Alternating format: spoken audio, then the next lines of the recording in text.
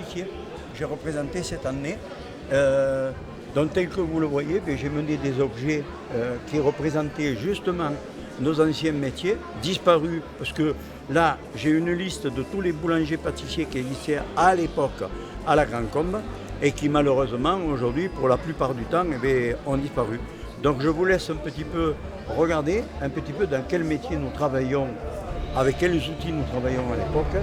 Voilà, vous avez tout un petit panel ici présent de tous ces matériaux et de tout ce matériel dont on se sert aujourd'hui. On ne peut plus s'en servir parce qu'il n'est pas conforme à la législation et surtout il n'est pas du tout dans le goût du jour.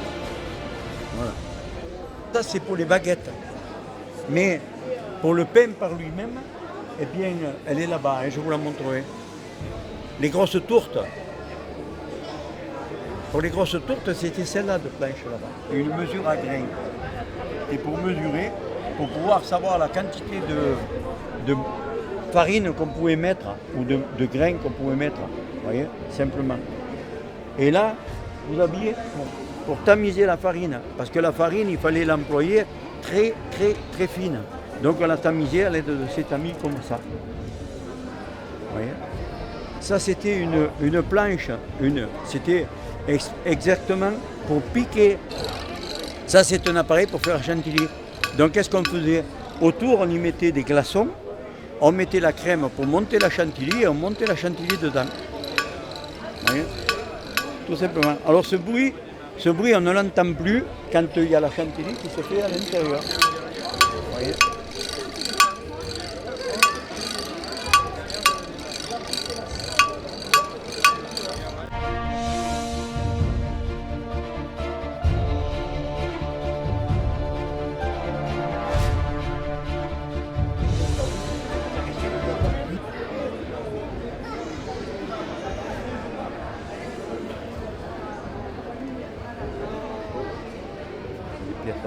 Il y a des pièces uniques, c'est des pièces qui sont quand même rares.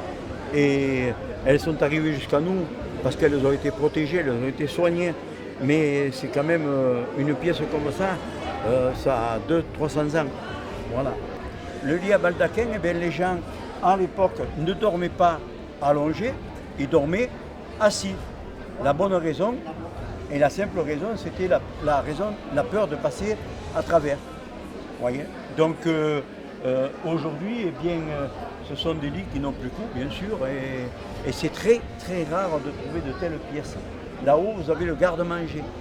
Le garde-manger que l'on mettait les pélardons et le saucisson à l'époque.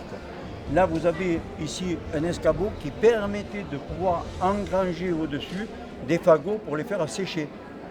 Vous voyez, à l'époque. Et là, je vous présente aussi le couvert qui était en étain. Vous voyez, donc aujourd'hui, complètement interdit, le couvert en étain. Mais à l'époque, voilà, c'était tout à fait confort. Oui, on peut le trouver peut-être un peu petit, le lit, mais il faut savoir que les gens, à l'époque, ils n'étaient pas grands. Voilà, à l'époque, ils n'étaient pas grands. Hein. À l'époque, ils étaient bien plus petits que ce qu'on est aujourd'hui.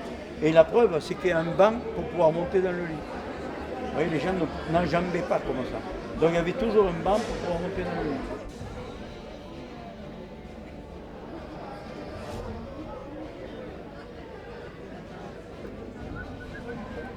Et la chaufferette, eh bien, elle était pour passer dans le lit, pour réchauffer le lit.